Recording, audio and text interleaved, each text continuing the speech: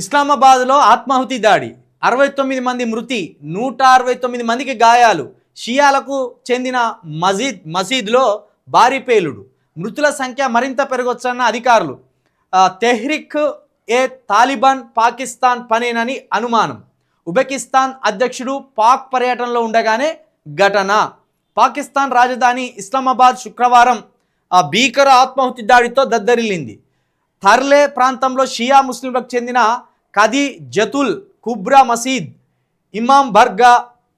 ఇమాం బర్గాలో గుర్తు తెలియని ఆత్మాహుతి బాంబర్ తనను తాను పేల్చుకోవడంతో 69 మంది మరణించారు 169 మంది గాయపడ్డారు శుక్రవారం మధ్యాహ్నం ప్రార్థనల సమయంలో మసీదులోకి వెళ్లేందుకు ప్రయత్నించిన ఆత్మాహుతి బాంబర్ను సెక్యూరిటీ సిబ్బంది అడ్డుకోవడంతో గేటు వద్ద అతడు ఈ దాడికి పాల్పడ్డాడు తనను తాను పేల్చుకోవడానికి ముందు అతడు కాల్పుడు కూడా జరిపినట్టు ప్రత్యక్ష సాక్షులను ఉటంకిస్తూ పాకిస్తాన్ జియో న్యూస్ టీవీ తెలిపింది క్షతగాత్రులను పాకిస్తాన్ ఇన్స్టిట్యూట్ ఆఫ్ మెడికల్ సైన్సెస్తో పాటు ఇతర ఆసుపత్రులకు తరలించారు.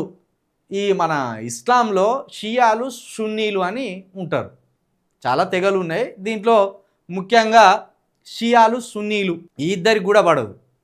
మన హిందుత్వంలో గతంలో శ్రీ వైష్ణవం శైవం, అడ్డబొట్టు పొడుగుబొట్టు. అడ్డబొట్టోళ్ళు ఎవరు? శివుడు. పొడుగుబొట్టు ఎవరు? వెంకటేశ్వర స్వామి, రాముల వారు, కృష్ణుడు, వీళ్ళంతా పొడుగుబొట్టు. ఈ అడ్డబొట్టోళ్ళకు పొడుగుబొట్టోళ్ళకు పడకపోయేది, శ్రీ వైష్ణవానికి శైవానికి పడకపోయేది. వీళ్ళే కొట్టుకునేది, వీళ్ళే చంపుకునేది ఒకరినొకరు. ఆ కమల్ హాసన్ నటించిన దశావతారం సినిమాలో చూపించింది అదే.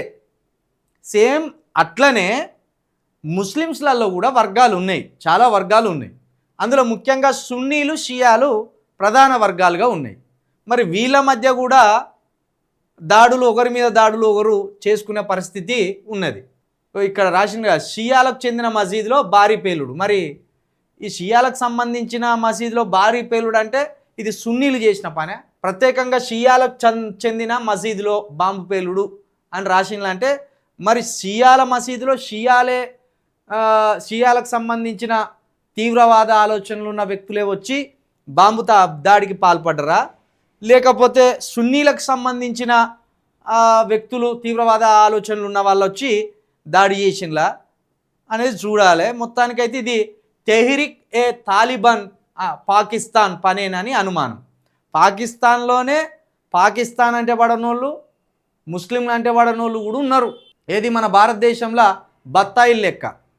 భారతదేశంలో బత్తాయిలు ఉన్నారుగా, ఈ బత్తాయిలకు వాళ్ళు చెప్పిన విషయాలు తప్పురా అంటే కథం దాడి. ఇప్పుడు ఇది గతంటి దాడే.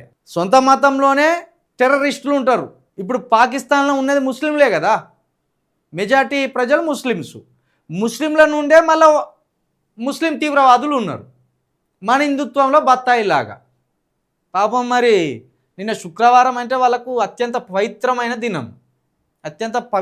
దినం నిన్న శుక్రవారం రోజు ప్రార్థన చేసుకుంటున్న సమయంలో, నమాజ్ చేసుకుంటున్న సమయంలోనే షియాలకు సంబంధించిన మసీదులో ఈ దాడులకు తెగపడ్డారు. పాపం 69 మంది మరణించిళ్ళు, 169 మంది గాయపడ్డారు. ఇంకా చూడు, మతంలో కూడా విద్వేషాలు ఉంటాయి, సొంత మతంలో కూడా విద్వేషాలు ఉంటాయి. ఉదాహరణకు దళితులను దేవాలయాల్లోకి రానియకపోవడం అలాంటిదే. దళితులు హిందువులే అంటారు, కానీ హిందువులు పోయి రాముల వారి గుళ్ళోనో, హిందువులు పోయి వెంకటేశ్వర స్వామి గుళ్ళోనో, హిందువులు పోయి శివుడి గుళ్ళోనో పూజలు చేసుకుంటాం రా అంటే రానియరు. ఇది అన్ని మతాలలో ఉన్నది. సొంత మతాల్లోనే తీవ్రవాదులు అనేది అన్ని మతాల్లో ఉన్నది. ఒక ఇస్లాం మతమో, ఒక హిందుత్వమో, ఇంకోటి అని కాదు, అన్ని మతాలలో కూడా ఇలాంటి అతివాదులు, ఇలాంటి తీవ్రవాదులు ఉంటారు. ఇది ఒక మతానికి అంటగట్టడం సరైనది అయితే కాదు. పాపం మొత్తానికైతే 69 మందిని చంపేసినగా వాడేవాడు ఉగ్రవాది, తీవ్రవాది.